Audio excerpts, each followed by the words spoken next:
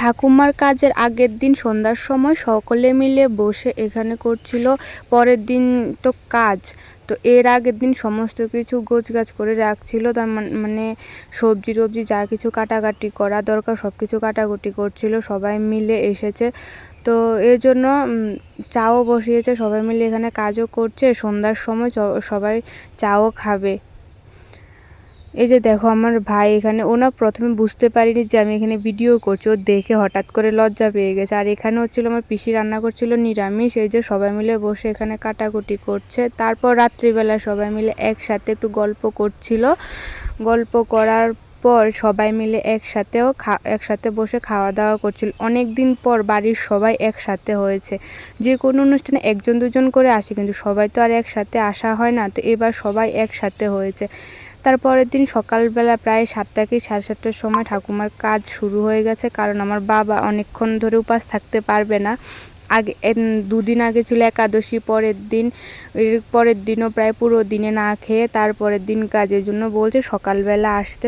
সকালে কাজ টাজ হয়ে মানে দুপুর 1টার মধ্যে কাজ কমপ্লিট হয়ে গেছিলো, নাহলে তো এগুলা কাজ শেষ হতে প্রায় যদি 10টার সময় শুরু করি তাহলে তো সারাদিন লাগতো। তারপরে যে কাজের শেষে এখানে পিণ্ডি ভাসানো হচ্ছিল, সবাই মিলে এখানে দাঁড়িয়ে দেখছিল আর কান্নাকাটি। তো স্বাভাবিক, 1 বছর হয়ে গেছে, মানুষটা কোথায় চলে গেছে, যাকে ছাড়া আমাদের একটা মুহূর্ত চলতো না, সেই মানুষটা আজকে 1 বছর ধরে আমাদেরকে ছাড়া কোথায় আছে। এটা যে কিরকম নিয়ম যে মানুষ মারা গেলে আর তাকে আর কোনো দিনও দেখতে পাওয়া যায় না, শেষ, এই যে শেষ। তারপর তো আর 1 বছরের পরে তো আর কোনো কাজ তো হবে না। যদি অস্থি বিসর্জন দিয়ে দেয় তাহলে তো আর হবে না, আর যতদিন না দেয় ততদিন তো কাজ চলবেই। তো এখানে পিণ্ডি ভাসানো হয়ে গেছে, আস্তে আস্তে সমস্ত লোকেরাও চলে আসছে যতজন নিমন্ত্রিত ছিল।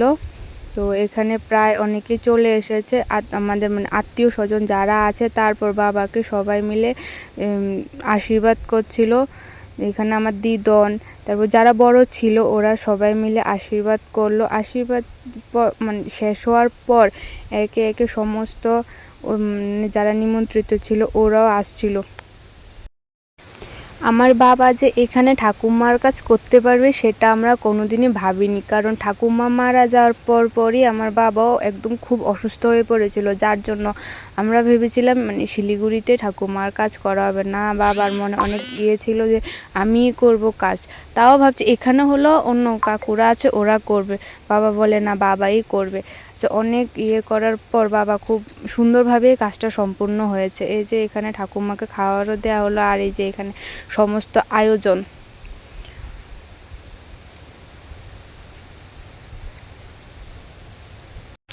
সবাই একে একে খেতে বসে পড়েছে এখানে, আর কাকু বাবারা সবাইকে মানে দেখাশোনা করছিল, সবার সাথে কথাবার্তা বলছিল। তো মানে অনেক দিন পরই সবার সাথে দেখা হয়েছে, আমাদের বাড়ির সবাইও এক জায়গায় হয়েছে, কারণ এখানে তোমার বাবাই একা থাকে আর কাকারা তো সবাই ওইখানে থাকে। তারপরে এই যে আমার বান্ধবীরাও এসেছে, আমি আর আমার বান্ধবীরা একসাথে এখানে খেতে বসে পড়েছি। তারপর হচ্ছে রাত্রিবেলা কীর্তনের আগে এই যে দেখো ওদের অবস্থা।